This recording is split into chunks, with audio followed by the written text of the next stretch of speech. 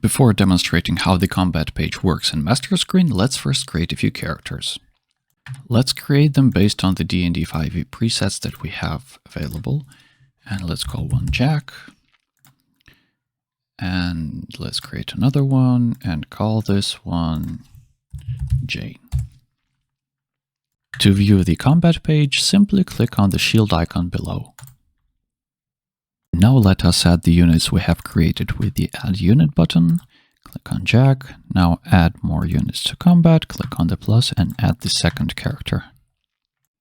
The combat page in MasterScreen gives an overview of all the characters involved, their initiative and turn order, the ability to edit their fields, here on the right, and even a 3D combat map. In the unit list, the units are displayed in the order of their initiative, so we can adjust this number. And you can see they change their position. Clicking on the unit in the unit list will select the unit and also display the entry information on the right. On the right, we have what we call the entry view. Please note that when you add an entry to combat, it is copied and all the changes made to the entry are only saved in the local copy and not in the original entry. In the center, we have what we call a combat map. You can click on a unit to select it, then click on a square to move it. You can also select a unit by clicking on its name in the unit list and select it like that as well.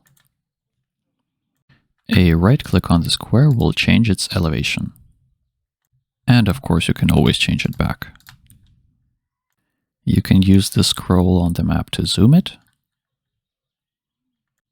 And if you hold down the right mouse button, you can change the angle of the camera.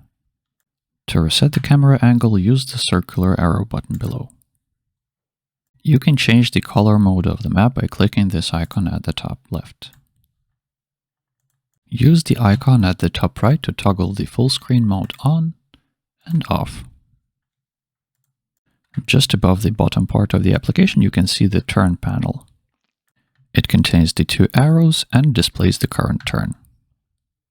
Clicking the right arrow will advance from the previous unit to the next one, and once we've reached the bottom and hit the right button again, the turn will change. The left arrow can be used to select the previous unit in the order, and it does not affect the turns. You can switch between different tabs in the application without interrupting anything. As you can see, we can still return to the same combat. And once you're done with your combat, you can just right-click on this X here to end it.